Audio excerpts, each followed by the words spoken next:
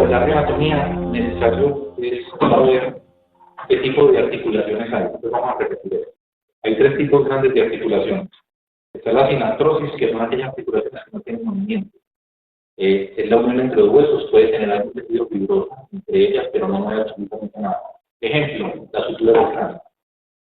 Cuando las suturas el niño está pequeñito, acuérdense que las suturas del cráneo tienen unas ventanas que pueden ser de cartílago o de un tejido blando, que es lo que llamamos fontanela, y están determinadas para que se mantengan abiertas mientras que el niño tiene crecimiento del cráneo. Pero hay un momento donde hay enfermedades donde esa fontanela no existe y el cráneo está cerrado. Y a esos niños les tienen que hacer cirugías para poderles permitir que el cráneo se coloque más grande, porque si no el cerebro no tiene espacio, porque esas articulaciones no tienen movimiento. Dos, son las anfiartrosis. El ejemplo típico son las vértebras. Es como una articulación que tiene un movimiento mínimo, pero lo tiene. Ese es el movimiento que existe, por ejemplo, entre dos vértebras, donde ellas se deslizan una sobre la otra y por lo común tienen cartílago entre las dos, que también tiene movimiento. Ellas por sí solas tienen poco movimiento, pero cuando se suman todo el movimiento de las diferentes que están alrededor, por ejemplo, de todas las vértebras, eso suma bastante movimiento. Entonces uno puede que vaya a tocar una columna y ve que una vértebra y la otra suma un poquito, pero cuando la persona se va a agachar, todo el movimiento que suma cada una de las vértebras, eso suma bastante movimiento. Y las terceras son las que nosotros más frecuentemente vemos, que son las diartroides. Las diartroides son las articulaciones que tienen unas superficies específicas diseñadas para permitir el movimiento de una extremidad o con la búsqueda de alguna función como es tratar de interrelacionarse con el medio. Las diartroides más frecuentes son como las que vemos acá. Entonces está la enartrosis, esas todas son diartroides.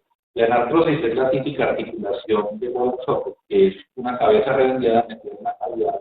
Y las más típicas son el hombro y la cabeza, que son las articulaciones que más movimiento tienen. Está la artroide, que es la articulación por deslizamiento, por ejemplo, los huesos del casco. Están las trocleares, que son las que son de bisagra, por ejemplo, el codo, que es como funciona como una bisagra. Está la trocoide, que es una articulación que funciona más por la movilidad que hay entre dos superficies que son como en pivote. Una superficie sobre otra trata de deslizarse, parecido a la que sucede entre el radio y la ulna, y las condilias, que son la de la muñeca, o la de encaje recíproco, que se llama nocilla montada, que es una articulación del pulgar. Acuérdense que a medida que estamos hablando, también hablamos de algunas patologías, que hay una patología muy frecuente, más frecuente en mujeres maduras, y es la risartrosis. Cuando hablan de risartrosis, es el desgaste que hay en la articulación trapecio-metatarsiana. Es una patología bastante frecuente, va perdiendo movilidad del pulgar, se va colocando prominente la base y le craquea, duele mucho para hacer actividades de coger. Esto lo van a ver con seguridad con algunos de sus familiares y van a asistir de pronto a cirugías porque es una de las cirugías frecuentes. Lo que hacen es le sacan el espacio articular, le colocan una puede ser un pedazo de tendón, puede ser que le hagan una artrodesis, pero es una patología que de pronto les va a tocar a cirugía. Empecemos hablando de la cadera. Ubiquémonos primero en la pelvis. La pelvis como tal el ilíaco, está formado por tres huesos que están en los tres colores, el amarillo, azul y el rojo. El amarillo es el ilíaco como tal, el azul es el isquio y el rojo es el culo. Ellos tres se unen en la parte central del acetábulo y forman lo que en el niño pequeño lo llaman el cartílago subclaviado. Es ese signo triangular que parece el signo de la mujer, que son los tres colores que están en la parte media, o sea, acá. No sé si se alcanza a ver allá porque acá, esa forma triangular que tiene es el cartílago subclaviado, que es el punto de referencia cuando van a hacer cirugías de osteotomías en niños. Si uno quisiera separar esto, el acetábulo por las partes, cuando ustedes van a cirugía, entonces uno dice que columna anterior, columna posterior, borde posterior. Es muy fácil de entender, pero voy a tratar de explicar. La columna anterior es todo lo que va en la parte superior del acetábulo, o sea, este dibujo para arriba. Y la columna posterior es todo lo que va de este dibujo para abajo. Entonces, este es el reborde posterior, este es el reborde anterior, esta es la columna anterior, esta es la columna posterior. ¿Listo? Pues cuando ustedes van a una cirugía de acetato, lo que hablan de la columna anterior, rebote posterior, hablando de esto es una parte del ilíaco aparte que no tiene relación con el acetato. Pero si ustedes trazaran esta línea que acá y la proyectaran, tendrían las columnas dos. Cada ilíaco se une en la parte posterior con el sacro. Hay unos ligamentos muy importantes que son los que le dan estabilidad a la pelvis. Ese anillo está formado por los dos ilíacos del sacro y una parte superior por la pelvis pública. El anillo, si está roto en uno de los dos puntos, claro, pierde estabilidad. Pero si está roto en un solo punto, pierde estabilidad parcialmente. ¿Cómo así? Si ustedes cogen un anillo, una estructura circular, y lo cortan en un solo de esos lados, el anillo no se va a caer. Pero si uno lo trata de mover, ya tiene algo de movimiento. Pero si ustedes el anillo lo cortan en dos lugares, el anillo se cae inmediatamente porque no es capaz de sostener. Entonces, eso es muy importante a la hora de valorar la fractura de pelvis. Saber qué tanta lesión tiene en la parte de adelante y qué tanta lesión tiene en la parte de atrás. Porque tener una fractura en las ramas de adelante no necesariamente significa tener una fractura en el espalda de pelvis. Muy diferente si uno tiene una lesión en la parte de adelante y en la parte de atrás también. Por ejemplo, una luxación sacroiliaca, una fractura del sacro, una fractura del ilíaco atrás. Lo que le dice a uno que ya tiene estable y toca hacer pedazo. Los ligamentos más importantes de la pelvis son estos que estamos viendo acá, que son los sacroiliacos anteriores, que son los que se ven acá en este punto. Los sacroiliacos posteriores son los ligamentos más fuertes de toda la pelvis, que son en esta parte posterior. Y esos son los que casi siempre se preservan, los más fuertes que uno tiene. Muchas veces uno puede tener una lesión, la pelvis se abre, se rompen todos los anteriores, pero los posteriores no se rompen. Y eso le da estabilidad en el sentido vertical. La pelvis no se sube ni se desciende, sino que tiene una inestabilidad anteroposterior, que es como lo que antes llamaba libro abierto, que ya no es una certificado. Y estos son los que le dan la estabilidad para que no se vaya a mover el sacro adelante y atrás, que son el sacroespinoso y el sacrotuberoso. Esta es la tuberosidad, está allá abajo, y esta es la espina. Entonces sale un ligamento del sacro que se va al tubérculo del disco, que es donde uno se sienta, y aquí en la espina sale otro ligamento que le da también estabilidad. Este vale la pena comentarlo y se llama el ilosacro. Es un ligamento que sale de la transversa de la quinta lumbar y se pega al ilíaco. ¿Por qué es importante? Porque muchas veces cuando uno ve fracturas de pelvis y ve la radiografía, si uno ve que la transversa del quinto, de la quinta lumbar está fracturada, eso le da la idea a uno de que tuvo un trauma, una energía bastante importante y el ligamento se jaló y fracturó la transversa. Eso significa que tuvo atrás una lesión ligamentar importante. Entonces uno siempre va a buscar si tiene una lesión atrás. Eso simplemente es para que se acuerden que aquí está el arco inguinal. El arco inguinal, que está el acetábulo, acuérdense que está el nervio, la arteria y la vena, el lateral a mediano. Y acuérdense que si uno quisiera tener una referencia, uno trazaría espina ilíaca antero superior, traza una pulgada hacia abajo y una pulgada hacia adentro, y ahí más o menos está el paquete. Cuando ustedes van a hacer cirugías alrededor de esa zona, tengan en cuenta que una lesión vascular ahí es extremadamente difícil de controlar. Entonces hay que tener cuidado. Sobre todo, enseguida vamos a ver cuando veamos el muslo, que hay que tener cuidado cuando hacen bloqueos anteroposteriores en el fémur, que lo hacen muy frecuentemente, o lo hacíamos muy frecuentemente cuando hacíamos clavos retrógrados. Cuando uno está de pie, la fuerza se transmite de la columna a través de los acetatos a los fémures. Pero cuando uno está sentado, la fuerza se atraviesa de la columna a los isquios, porque uno realmente apoya su cuerpo en los isquios. Veamos un poquito lo que es la articulación de la cadera como tal. Estos son algunos de los ligamentos más importantes: el iliofemoral, el cubofemoral, que este es el cubofemoral que sale del pubis, y el iliofemoral son estos dos que están acá, que atrás también tienen una representación. Tengan en cuenta algo que es muy importante, y es lo siguiente: la cápsula articular de la cadera, en la parte anterior, se pega aquí en el surco interno trocantérico. En cambio, en la parte posterior, miren que se pega en el tercio medio o tercio más distal del cuello, pero ya no se pega en la región intertrocantérica, sino que está un poco más acá. Por eso las fracturas intracarpulares se consideran las que son de las partes cervicales hacia arriba. Enseguida se los voy a mostrar. Miren esto que es muy importante. Este se llama ligamento redondo. Cuando uno mira la cadera y la luxa, este ligamento está pegado de este trasfondo. Ahí pasa parte de la circulación de la cabeza por esta línea. Cuando está adulto, la rama obtura feliz que pasa la circulación por ahí ya no produce tanta circulación a la cabeza, entonces ya deja de ser importante. Pero el ligamento redondo algunas veces cuando la cadera se lucha puede ser muy prominente y no deja que la cabeza se reduzca. Entonces hay que tenerlo en cuenta que este ligamento existe, que es un problema. Este es el famoso labro de la cadera, que está de moda hace algunos años para acá. ¿Por qué? Porque es el que se daña en los pinzamientos femoroacetabulares. Entonces ahora están haciendo muchas artroscopias de cadera para eso. Pues para coger ese labro y tratar de desviarlo o volverlo a pegar.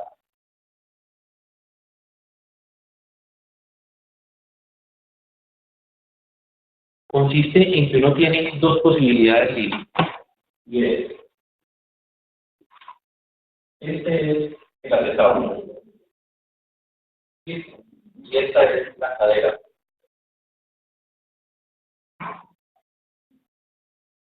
Este borde del acetábulo, aquí está el labro.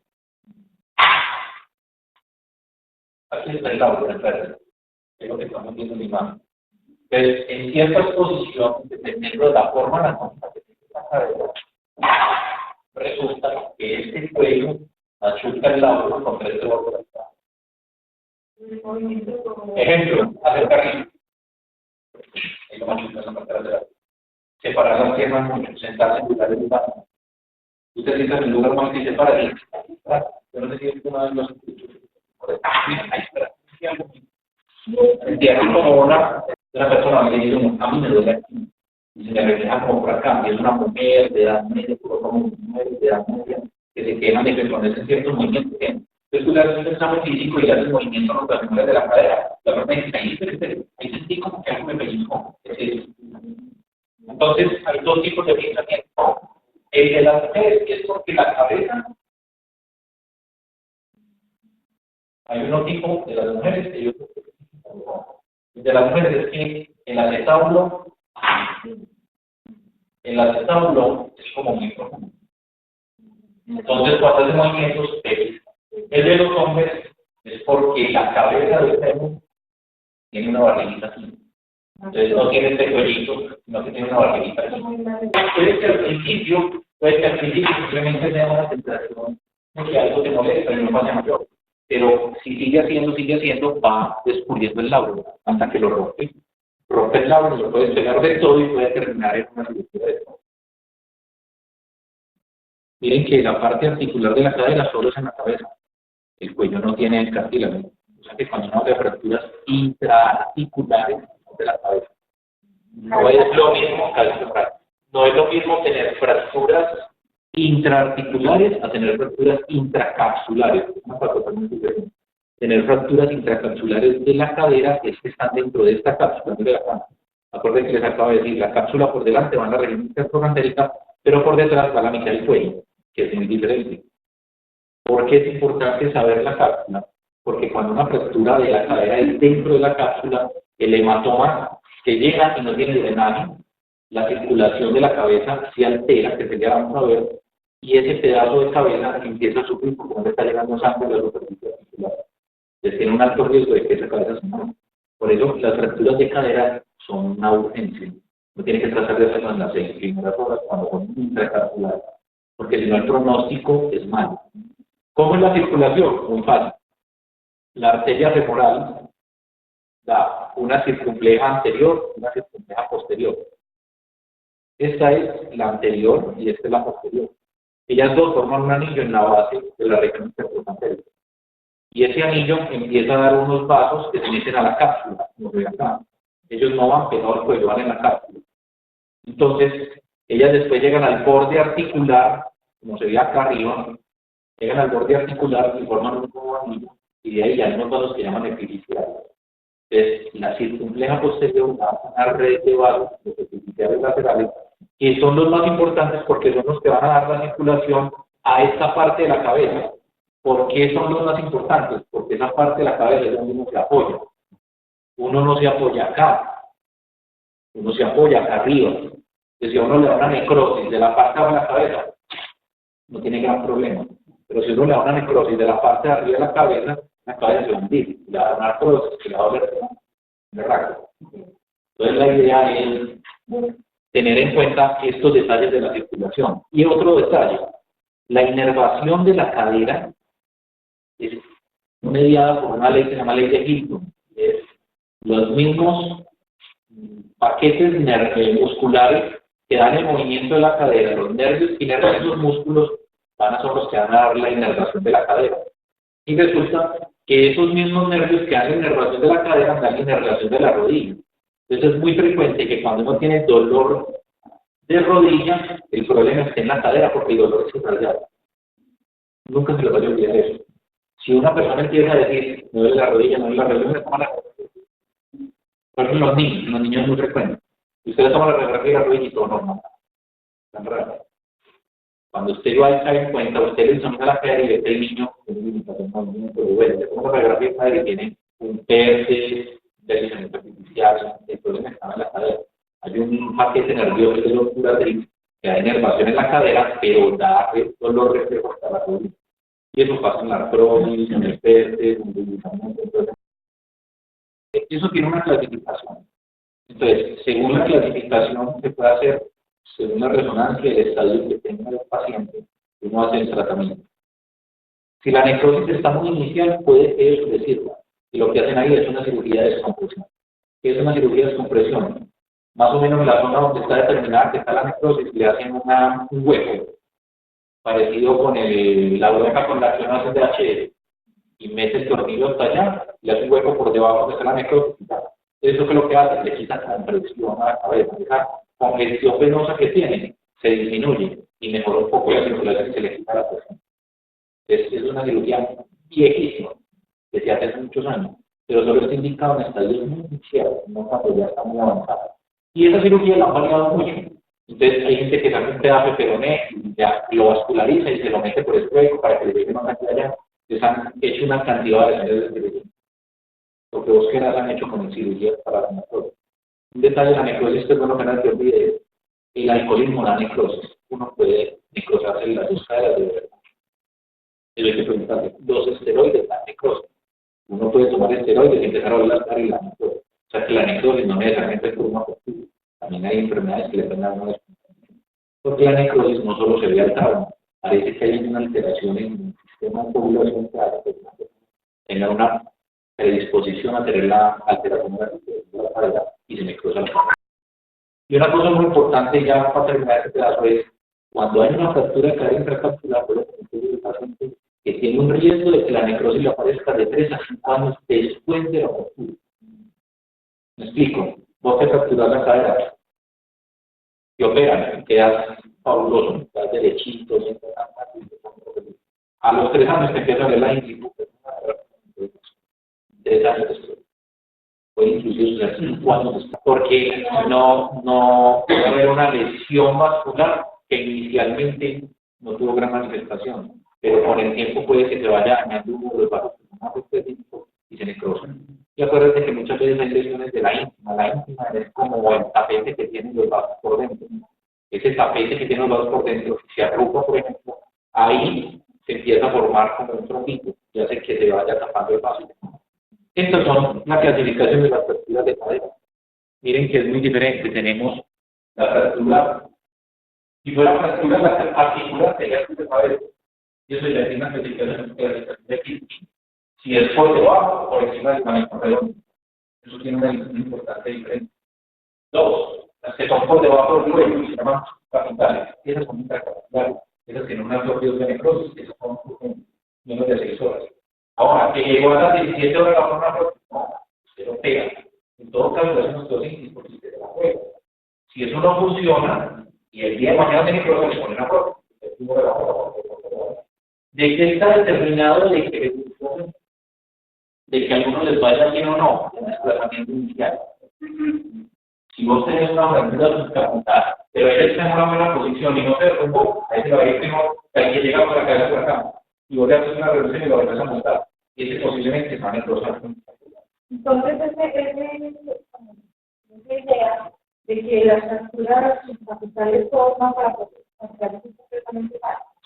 Y con una función, las prótesis parciales son indicación. Las prótesis prótesis parciales es una cosa que se hace como en el momento para pacientes muy viejitos con una baja. Con una cosa, y es que pacto para caminar sin agua. Eso es lo que busca, porque muy viejito, no lo deja en la cama a celebrar. En cambio, las prótesis totales tienen mejor resultado a largo plazo. ¿Por qué no se le pone una prótesis parcial y es tan fácil de recuperar tan rápido? Porque le empieza a doler. Si tú solo reemplazas el centro y la persona empieza a caminar camina mucho, esa cabeza de metal coge la metal, lo roza, se lo come, y le empieza a doler. A esos pacientes toca hacerles una segunda cirugía para una. Entonces, en este caso, Y ahí viene la bipolar. ¿Qué es una bipolar? Una bipolar simplemente es, háganse de cuenta que esta es la prótesis. Y aquí tiene una cabecita chiquita y aquí tiene una cabeza grande. Entonces lo que uno hace, esto lo utiliza como una prótesis parcial y lo mete y no le reemplace la cécula. Le empezó a doler, muy fácil, por la cirugía, le quitas esta cabeza, le dejas la pequeña y le pones la cécula, te ahorras toda la prótesis. Pero se llama bipolar. Sí, con otra ventaja, y es que, ¿por qué faltan las prótesis? Porque el roce entre las estructuras hace que eso vaya produciendo un debris. El debris es como un polvillo, pues, para que le llaman el. Y ese polvillo, ese pedacito de partículas que se van juntando, va produciendo que los macrófagos, las células de defensa del organismo, se las coman. Y esa resistencia inmunitaria puede llevar a que se afloje. Entonces, las prótesis, un gran problema es que se empiezan a aflojar con el tiempo. Les va dando un año de aflojación. Entonces, cuando vos tenés una prótesis que tiene una cabeza pequeña y una cabeza grande, esta se mueve sobre esta y esta se mueve sobre esta. O sea, están repartiendo la carga entre varios. Es menos debris ahí. Cuando vos concentras la fuerza en un solo punto, más debris hay porque hay más carga. Los casos hay que bailar. Yo creo que ya se los he dicho varias veces. Si ustedes los van a bailar, ella se da con unos zapatos de tacón, ella se va a hundir cuando entre al baile en una grama, en cambio vos no, porque ella está concentrando la fuerza en un solo punto. Es lo mismo ahí, si vos le repartís las cargas. Entonces dijimos que esa es la subcapital. Esta es la base cervical, porque está en toda la mitad del cuello. Esta es la transcervical. Esta es la base cervical, porque está en la base. Esta está en la mitad del cuello. Esto es una intertrocantérica, esto es una subtrocantérica. Las subtrocantéricas van hasta donde el istmo, o sea, el lugar más estrecho del canal, empieza. Donde está el istmo hasta acá por debajo del trocánter menor, se llama subtrocantérica. Y las intertrocantéricas van de un trocánter al otro y pueden comprometer a todo un conjunto. En cambio, la base cervical respeta los otros. Estas se consideran extracapsulares, estas se consideran extracapsulares. Estas, algunos las consideran extracapsulares. Esto lo traigo simplemente para que tengan en cuenta que la cadera es una articulación que tiene muchas inserciones musculares y tiene un balance biomecánico muy importante. Este balance biomecánico, casi todas las articulaciones tienen un músculo muy importante en la función de ellos. Y en la cadera es el glúteo medio, que es este músculo que está acá, este. El glúteo medio es el que permite que uno tenga la estabilidad y como el brazo de palanca para que la cadera sea capaz de transmitir las energías y permitir el movimiento. ¿Qué pasa cuando uno tiene malo el glúteo medio? Son esas personas que ustedes ven en la calle, que de pronto tuvieron una luxación como de pequeño y caminan como una pica. Caminan todo balanceados, que parece fácil. Eso es porque no tienen glúteo medio, el glúteo medio es insuficiente. Entonces, el glúteo medio es tal vez el músculo más importante que tiene la cadera. Y ese, uno muchas veces en cirugía, en algunas cirugías, se le pega duro el glúteo medio, precisamente por lo que le estoy diciendo. Ahora, ¿cómo se puede alterar el glúteo medio? Ejemplo, si a usted le queda alto el trocánter, si es una osteoartritis del trocánter no lo puede comprobar, le queda alto, claro, el glúteo medio queda como destensionado. También puede haber insuficiencia del glúteo medio por una lesión neurológica, por una fractura muy consolidada, por una cirugía, por una lesión en el músculo por fibrosis. Pero el glúteo medio es un músculo que hay que respetar. Estos otros músculos simplemente son los aductores, que son los músculos tener las caderas hacia adentro. Estos músculos que ustedes tienen acá como todas que están por debajo de la cara que les mostré ahora, y son los que terminan en el trocánter mayor. En cambio, en el trocánter mayor terminan los rotadores y los abductores, entre ellos el grupo medio. Y de esta imagen quiero rescatar este, que es el nervio ciático, como sale por detrás, y miren que sale por debajo de este músculo, y este músculo es el piriforme.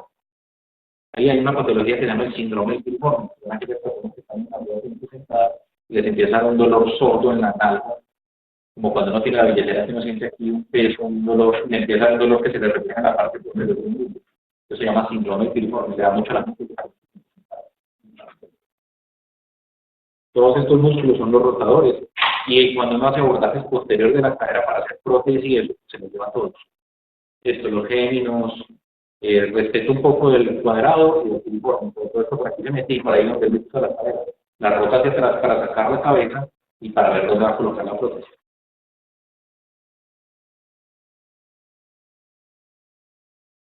Es una fractura que se produce con la condición fisiológica que no debería ser una fractura. El hueso está enfermo, pero por una infinidad de causas. No necesariamente tiene que ser una metástasis, puede ser una osteomielitis, una osteoporosis, una metástasis, puede ser una enfermedad metabólica, un falle, puede ser una enfermedad congénita como una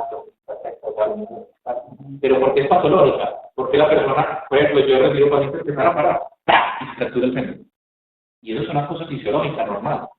¿Entender? No se debería fracturar, el cuerpo está diseñado para que no pase, pero no la soporto. Muy diferente si yo estoy caminando, me caigo.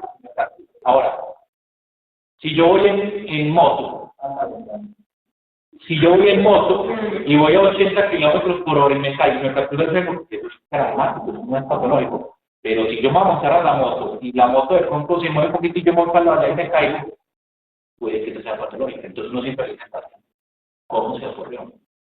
Yo no sé, eso es tan raro, doctor. Imaginen que es que yo me iba a brincar un murito, y yo brinqué el murito, y cuando caí, yo sentí que había fractura. Traumas mínimos, cosas que el organismo debería soportar. No lo soporta. ¿Por qué? Porque el hueso está comprometido en su densidad ósea. Cuando la densidad ósea de un hueso metafisiario circular está comprometida en más del 50% de su espesor, el hueso se fractura. Tiene un alto riesgo de fracturarse, sobre todo cuando es más del 50%. Entonces, ahí, cuando es metástasis, por ejemplo, se hacen cirugías profilácticas. Antes de que se fracture, se opera para que no se haya fracturado. O inclusive los bifosfonatos han cambiado un poquito esto. Los bifosfonatos lo que están dando a todas las muestras nomás luego los bifosfonatos mejoran la calidad ósea y puede que algunas fracturas se eviten, e inclusive en metástasis. Teóricamente, a los 35 años hay una pérdida. O sea, ahí, como te dijera, empieza a haber una pérdida un poco más importante y llenar los requerimientos ya es más difícil. Lo que pasa es que los requerimientos de calcio no los llenan más en el alimento y las necesidades son más fáciles de mantener. En cambio, cuando uno llega a los 35 y empieza a haber una disminución de la parte hormonal, entonces las pérdidas de calcio son porque ya no son capaces de reemplazarlo con los alimentos. Y en algunos casos toca tomar reemplazo de calcio, no de bifosfonatos. Los bifosfonatos son medicamentos que se utilizan para o parar la reabsorción o mejorar la captación. Cuando uno toma ciertos medicamentos de manera muy frecuente y muy temprana, se también tiene que exactamente, o puede tener cáncer, enfermedades cardiovasculares, puede tener otras cosas. Entonces, no es bueno tampoco estar tomando calcio. Me llama la atención de este registro intertrocánter y test de defecto. Yo pensaría que este paciente también tiene algo. Si ustedes miran, tiene un hueco grandísimo. Ahora, ¿qué me llama la atención? Esto es cortical. No, cortical es bastante delgadito. Posiblemente, miren, esos huesitos son unos delgaditos. Posiblemente ese cáncer es muy importante. En cambio, tiene un patrón que se llama patrón moteado. Y es moteado. Es que si usted lo mira de cerquita, parece como cuando uno coge una... Sí. Cuando uno coge, no sé si usted lo... Exactamente. Uno puede poner como ella que aquí y queda una imagen como copiada, como que en algunas partes queda muy intenso y en otras no. Miren los mismos. Pues a nivel de todo el ubicación. Sí. Porque ahí tiene algo de aceptado.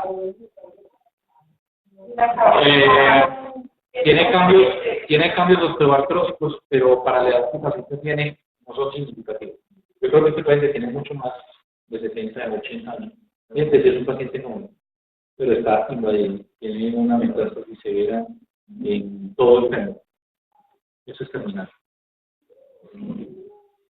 Este lo traigo para que nos acordemos de esa, lo que llamamos anatomía recta, y es que hay unos ángulos que están determinados en la cadera. Normalmente las caderas deben de tener entre la línea diafisiaria y la línea del cuello cervical deben de tener entre 120 y 155 grados. ¿Cuál es el promedio? 145 grados. Y eso se llama ángulo cérvico diafisiario. Y es el que uno coloca cuando va a colocar el DHS, que uno mide. Hácenme la guía de 130, 145 o 135. Uno la coloca ahí, pasa el pin, y supuestamente está pegada y el pin de queda como 35, pero supuestamente de ahí por la mitad del cuello. Pero miren que hay algunas alteraciones, uno puede tener un ángulo mucho más grande. Eso se llama una coxa válida, porque es un ángulo mayor de 150. Miren acá. Eso da algunas enfermedades. ¿Qué problema tiene? Que un pedazo de la cabeza queda descubierto. Se le va a dar una artrosis hacia el futuro. Esto es típico, por ejemplo, ¿en qué? Parálisis cerebral. Niños con parálisis cerebral. Porque es tanta la tensión muscular desde chiquitos, las caderas van volviendo válvulas, se trata de ese tipo. En cambio, miren este. Este es un fémur que tiene menos de 120, tiene 105 grados, lo cual le dice a uno que es una cosa para. Está demasiado agachado. Eso por lo común es una enfermedad congénita o puede ser secuelas de una fractura que tuvo y de una fractura, porque casi todas se van a inválidas. Y esto es lo que le sucede a uno cuando tiene una displasia de cadera. Y lo que pasa es que el acetábulo no se forma bien. Miren este acetábulo, por decirlo más o menos, que es algo también está enfermo, pero miren este acetábulo es plano, la cabeza está casi destruida, casi salida, un pedazo de la cabeza está por fuera, la cabeza ya no es esférica, es aplanada, miren lo blanco que es, la esclerosis, los osteocitos, y las caderas van para afuera. ¿Qué es eso? Una artrosis de cadera por una displasia. La artrosis de cadera son enfermedades que uno tuvo cuando era niño, displasias de cadera, deslizamiento de herpes, y uno muchas veces no se da cuenta. Sino que a los 40 años empieza a doler la cadera y cuando estaba chiquito no se dio cuenta que pequeñas alteraciones en la biomecánica de las caderas pueden llevar como una artrosis de cadera. Estas es las imágenes radiológicas que uno puede ver. Veamos algo del muslo, de aquí para adelante va a pasar.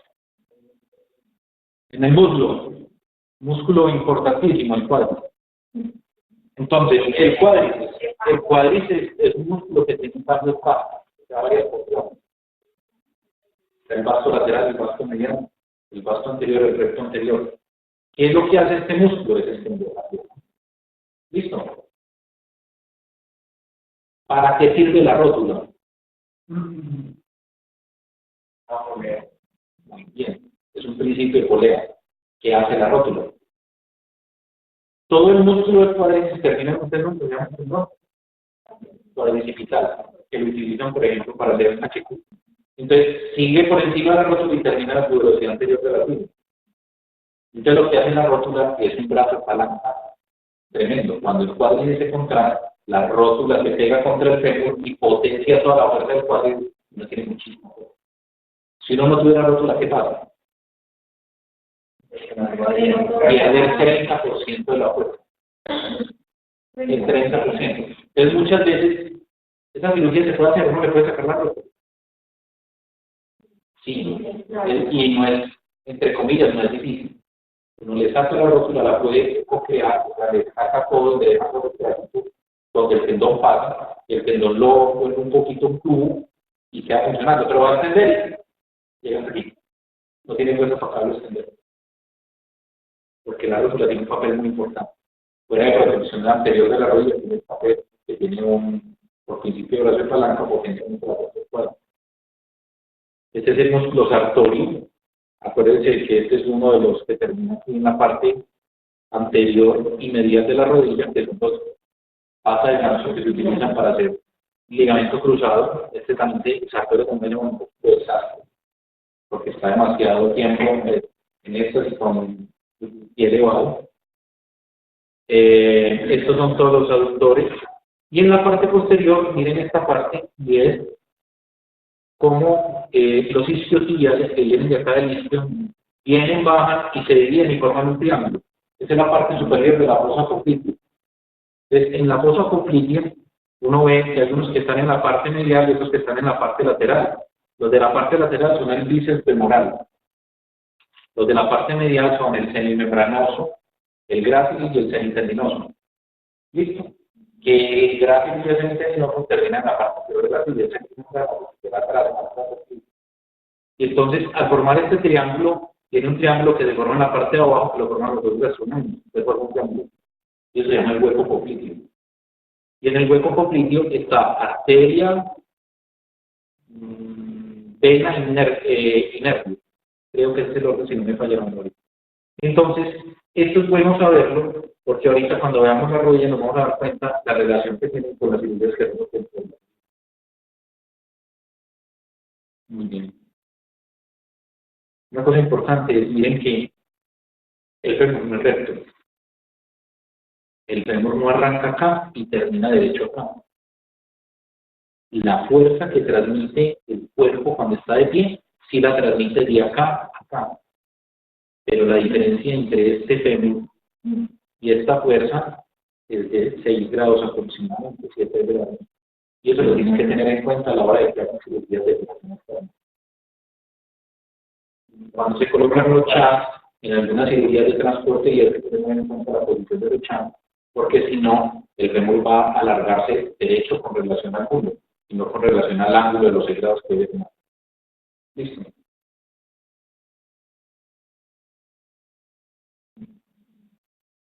Miremos la parte lateral. En la parte lateral hay un dato que me interesa, que no se le contó. Este que es el bíceps femoral, que es el que me toca aquí. No había dicho que hay una cuerdita. Esa cuerdita es el bíceps femoral, me toca aquí.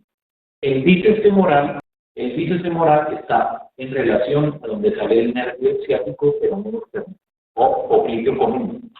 Entonces, cuando se hacen cirugías de cruzado, tienen que sacar ese piñe que sale un poco posterior y lateral. Hay que tener cuidado porque si le pegan al nervio,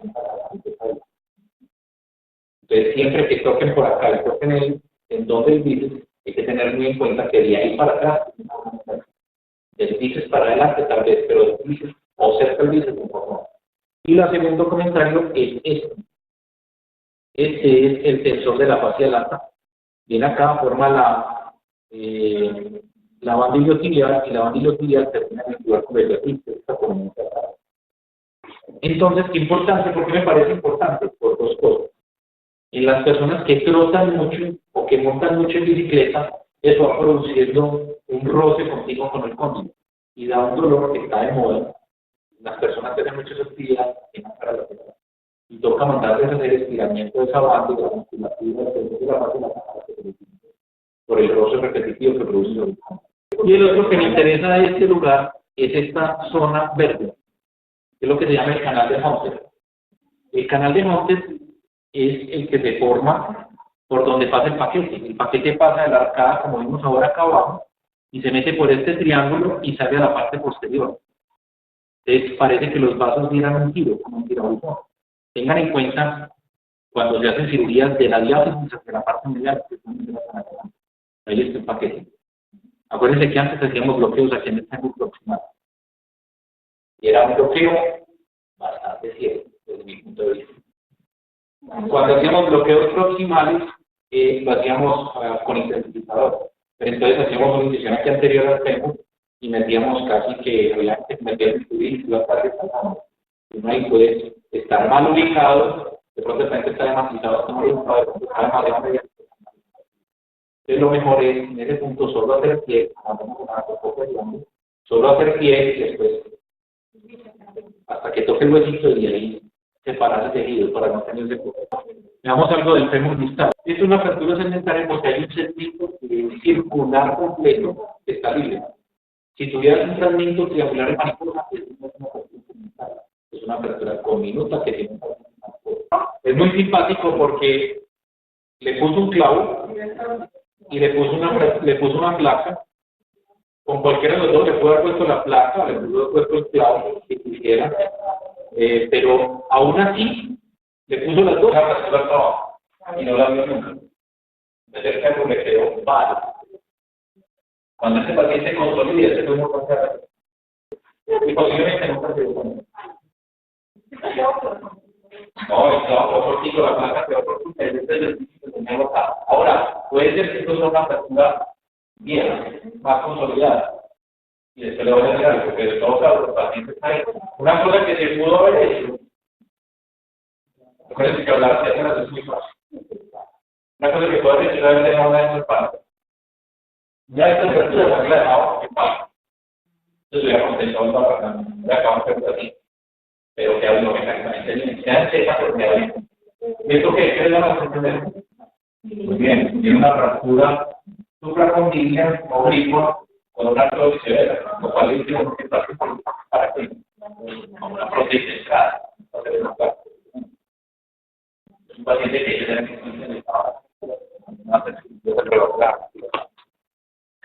Muy bien, el fémur distal también tiene unos parámetros de anatomía radiológica que son importantes para respetar. El cóndilo lateral, cuando uno lo mira axialmente, es más alto, tiene una inclinación de 10 grados con respecto al piso, pues a la parte posterior, intercondila posterior, en cambio el cóndilo medial tiene 25 grados. Por lo cual, cuando ustedes están colocando tornillos, tienen que darle esta angulación, porque si no el tornillo les va a quedar largo, pero cuando lo miran en la radiografía, lo ven súper bueno, pero el tornillo está por fuera. Y lo otro es que tengan en cuenta que aquí también hay 10 grados. Si son demasiado rectos, pueden quedar demasiado cerquita de la superficie articular. Esos son detalles anatómicos de la radiografía que hay que tener en cuenta. Miren la forma como se inserta el cruzado enfermo. Por eso traje esto. Miren cómo se inserta el cruzado posterior, miren cómo se inserta el cruzado anterior. El cruzado anterior, acuérdense que va pegado al cóndilo lateral, en la cara medial, y el cruzado posterior va pegado de la tibia abajo y se pega en la parte de adelante. ¿Listo? Por eso es que se cruzan los dos, que eso se llama. Y miren que los cóndilos tienen una zona que se ve como más redondeadita, que es donde el menisco ancla cuando hay más extensión. O sea, el menisco llega hasta ahí, cuando hay más extensión llega hasta ahí. O sea que realmente la zona de apoyo del cóndilo femoral es esa, que es la zona que desliza, que acá también se ve. Tendría que ser más o menos este punto. Y este punto. Estos son los núcleos de crecimiento que tiene el fémur. Tiene un núcleo de crecimiento en el trocánter menor, uno en el trocánter mayor y uno en el cuello. El núcleo de crecimiento del cuello es el que se desliza y se llama deslizamiento artificial, femoral proximal. Hay dos tipos, el niño que crece muy rápido, los núcleos están como demasiado insuficientes y se chocan con. Te das cuenta que la placa se va en barra. Y el otro tipo es el niño que es muy gordito, muy gordito, muy gordito. Y los predisponen que la cara se les desliza. Y este detalle, este núcleo de crecimiento de sal es el que determina gran parte del crecimiento del crecimiento. O sea que hay que tenerle bastante cuidado con una cirugía, porque si lo lesiona o le da deformidad angular, puede dar una deformidad en longitud bastante más grande. Acuérdense que la luxación de rodilla en un 35% se relaciona con lesiones del paquete popliteo. En un 35%. Entonces, lo reducen y el paciente se ve rosadito. Y todo el mundo dice, bueno, no pasa nada. No, volvemos al mismo cuento de ahora. Pasadas las horas hay que estar vigilando porque lo que se da en la íntima. El paciente está bien, ya a las horas empieza a perder circulación y tiene una lesión vascular. Entonces, hay que tener muy presente que en la luxación de rodilla siempre hay que sospechar que tiene una lesión vascular. Mínimo al menos 48 horas de rodillas, sí. La luxación de rodillas es una urgencia, sobre todo cuando son muy grotescas. ¿Por qué? Por una razón muy sencilla. Porque es tan importante tener en cuenta lo de la ilustración de rodillas, es porque el paquete en la tibia es muy pegadizo, es muy cerquita a la parte posterior de la tibia. Cuando la tibia se mueve adelante o atrás, esto aquí, esta punta de la tibia, por lo común le hace curvo al paquete y ahí es donde se lesiona. En cambio, el espejo es muy separado. El espejo, por lo común, la es aquí, por la relación. Y este igual aprovecho una vez, y es que acuérdense que este menisco, cuando uno lo trabaja, está muy cerquita, uno lo puede lesionar porque está muy relacionado. Entonces, miren, acá pues les muestro las características radiológicas de los dos cruzados, el cruzado anterior y el cruzado posterior. Miren el ligamento transverso, que es el que une los dos meniscos, y uno lo ve en algunos pacientes, los ve muy claro, muy bonito. El yugal es acá, arriba. Sí, este es el transverso. Este nazi es el que uno mira hacia abajo, mira los meniscos y trata de buscar la raíz del menisco para saber dónde coloque el túnel. Ese es el que le sirve a uno, que uno ve que en la parte anterior de esto pasa una fibra superior. El yugal es el que sale hacia arriba de este surco, que es uno que por lo común. El yugal es parte del mucoso que se va hacia la parte de adelante. El mucoso está acá, que es como el que se ve como lleno de sinorio. Y algunas veces está acá como un ligamento que viene acá abajo y se va para abajo. El coronario es el que une los meniscos al borde, que es muy pegado en el medial y muy separado en el lateral. El lateral por lo común tiene un espacio entre el menisco y el ligamento colateral. En cambio en el medial, el menisco está pegado al ligamento colateral medial. Por eso cuando se te rompe y el bostezo es muy grande en el ligamento colateral medial, por lo común ellos en el menisco y de pronto inclusive el ligamento cruzado. En cambio cuando se rompe el ligamento colateral lateral, no necesariamente hay las relaciones diferentes. El ligamento colateral. El ligamento colateral hacia atrás es donde están todas las estructuras posterolaterales. El tendón oblicuo, el arcuato, todos esos. De leidero. Aquí está el popliteo. Vendría a ser acá. Esta parte de atrás es lo que llaman el ligamento de Wilber, que es un menisco femoral que se ve en la parte posterior. Ese sería el ligamento colateral, aquí está el espacio que yo te digo. En cambio acá, míralo como está pegado, está muy cerquita. Y esta es la sindesmosis, que es así, la conocen. Acuérdense lo que les dije. Este punto, en la parte posterior de este punto de la sindesmosis, es donde pasa el nervio peroneo común. Él se viene por detrás de esto y por lo común sale por el cuello peroneo y se coloca anterior. Entonces hay que tener cuidado cuando uno hace ciertos abordajes porque puede lesionar. Esto sería una lesión del cruzado posterior. Cruzado posterior, aquí hay una pequeña faceta, meseta en la parte posterior de la tibia, que es una parte como esta, en la que inclusive en la radiografía y el pase anterior. El trauma puede ser anteroposterior, por ejemplo, lo que llaman el dashboard, que es el tablero del carro. Por eso ya los carros más modernos traen bolsa de aire para la rodilla. Es un hecho gigante y le hinca las piernas. Y es porque cuando uno se desliza hacia adelante, le pega al tablero y la tibia se va hacia atrás. O inclusive si le pega al fémur, le hinca la cadera. Entonces cuando los pacientes tienen ese tipo de traumatismo,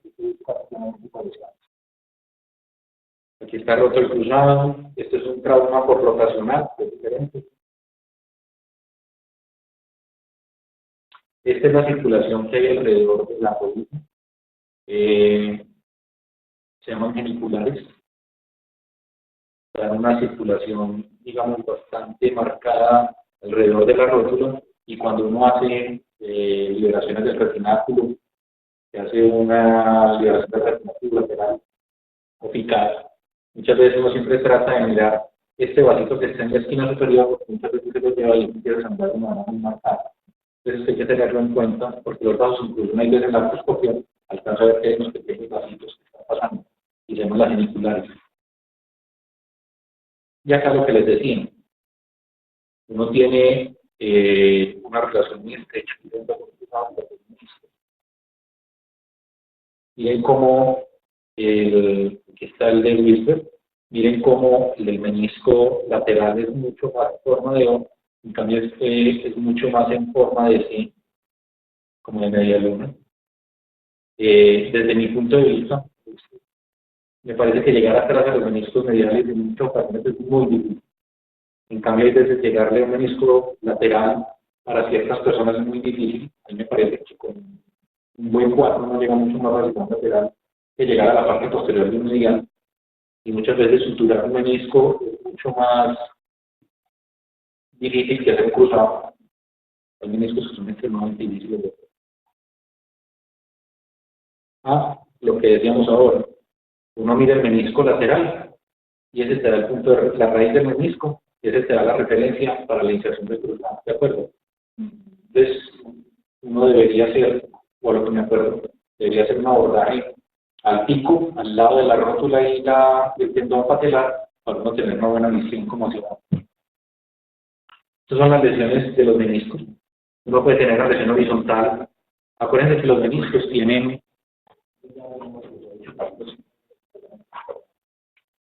los meniscos son como unos triángulos con entonces esta parte es vascular, esta parte es una semivascular, muy vascular, y es una planta vascular. Entonces, tener eso muy en la periferia, lógicamente no justifica brazos. Pero si las lesiones están en la zona arrojada, uno tiene una tendencia a suturar, porque eso mejora el pronóstico del paciente para capturar. Si es una lesión degenerativa o una lesión muy compleja, es muchas veces más fácil hacer una meniscectomía que suturar. Entonces aquí hay transversas que yo nunca he suturado una, pero como para el médico lo puede suturar. ¿No? Desde mi punto de vista, me parece que biomecánicamente no. Porque cuando el paciente apoye, eso se va a abrir. Es muy diferente en las que son horizontales, porque cuando el paciente apoye, más se va a estripar. Sí, no, yo he visto que lo muestran en los talleres y todo, pero me parece desde el punto de vista que eso, la cicatrización de eso me parece tiende como a abrir. Muy bien, ese es el famoso quiste de Baker. El quiste de Baker es una formación quística en la parte posterior de la rodilla. Es súper frecuente y se relaciona con diferentes enfermedades. La lesión meniscal, puede ser canábica, una osteoartrosis, una persona que haga derrames articulares por una enfermedad, por ejemplo, entonces las personas tienen mucha cantidad de líquido. Ahora, ¿qué significado tiene un quiste? Desde mi punto de vista, sí, produce dolor, pero no es la idea sacar el quiste. El quiste no va a solucionar el problema. Hay que buscar qué es lo que tiene el paciente hecho para solucionarlo. Sea la artrosis, sea el problema sinovial, sea el menisco, lo que tiene para no poderlo manejar. Pero esta no es la idea. Porque va produciendo mayor cantidad de líquido.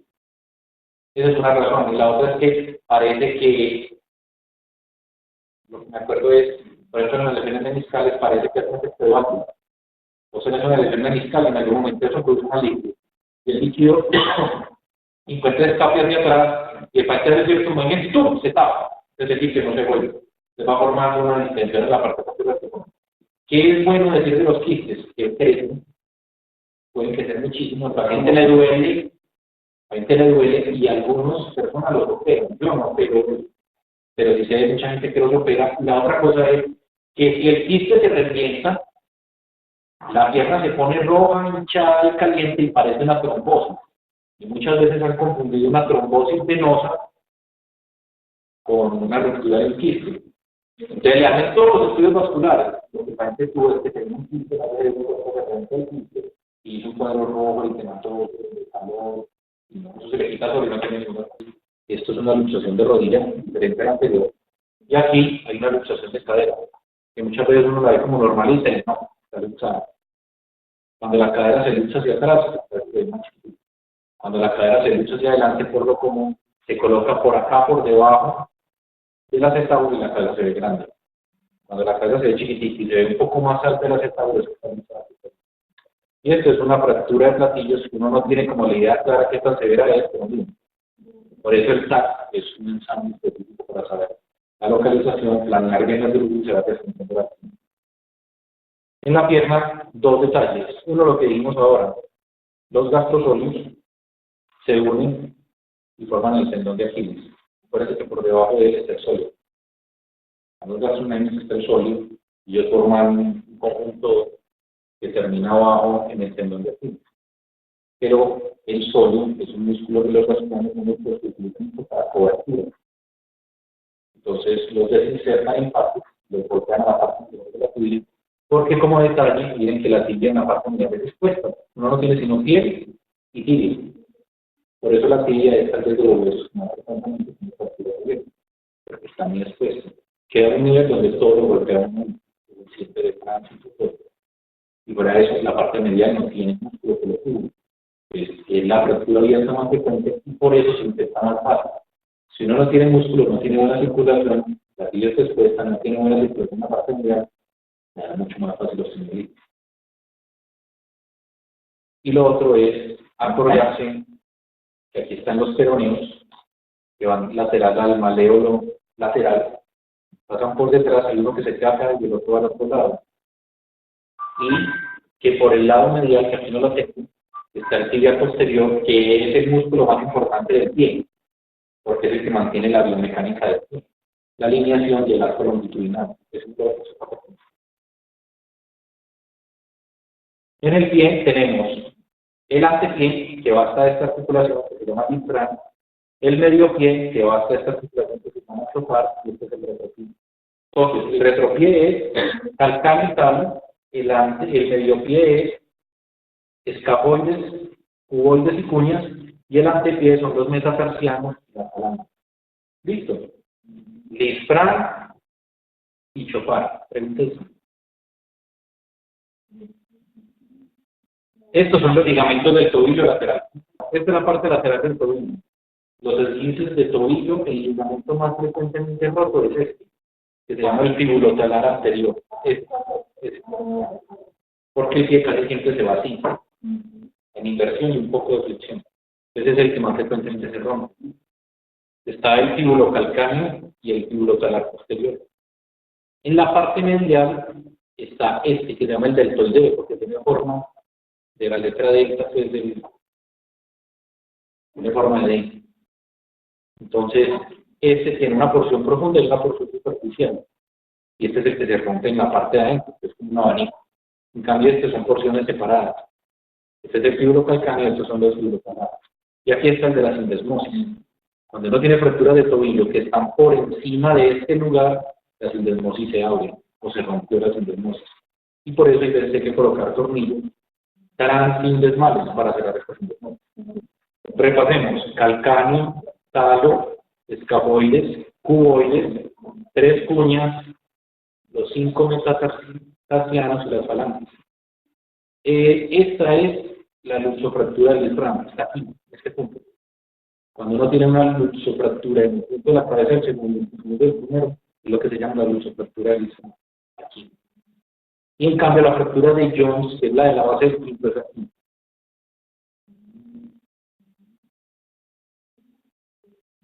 Eso fue lo que me faltó ahora. En la parte medial está el tendón del tibial posterior, que es muy importante, y está todo el paquete. Lo que es el nervio tibial posterior, la arteria, y todos los que dan al calcáneo de la parte anterior. Hay una cosa que pasa muy particular, es la circulación de los tejidos. Hay que hacer colgados únicos. Eso es una práctica que la gente corta la piel, y se la va levantando, y le caen unas lajitas de piel, un delgadito. Entonces, cuando tú vas a ver operar, esta gente te requiere, van a hacer un calcáneo, ellos cogen bisturí hasta abajo. Y levantan todo un pedazo grueso de piel gruesa. Eso disminuye el riesgo de necrosis, porque la circulación es muy precisa. La circulación de la piel alrededor del talón se mueve muy fácilmente, les aumenta el riesgo de infección. Por ejemplo, el talón es este hueso, no tiene ninguna inserción muscular, solo tiene inserciones de algunos ligamentos, pero la circulación que le entra es muy precisa. Entonces, cuando uno se fractura el talón por el cuello, que es una fractura de talón que es bastante frecuente, tiene un alto riesgo de necrosar para ser operado. Sobre sobre todo, eso tiene una acreditación que se llama Hopkins, y es que hay una que no es desplazada, una que está muy desplazada, y ahí empiezan a mezclar. Se usa el escafoide, se usa la subtalar. Cuando es un Hopkins 4 o 5, no me acuerdo, 100% de la carga de sangre no se pierde. Aquí lo que se necesita es la parte anterior. El tobillo como tal, no necesariamente el tobillo es el domo del tallo con la tibia, lo que se necesita aquí es la cabeza, que es lo que hace con el escafoide. Entonces miren estos arcos, este es el arco longitudinal, cuando uno pierde el arco longitudinal, este se llama pie plano.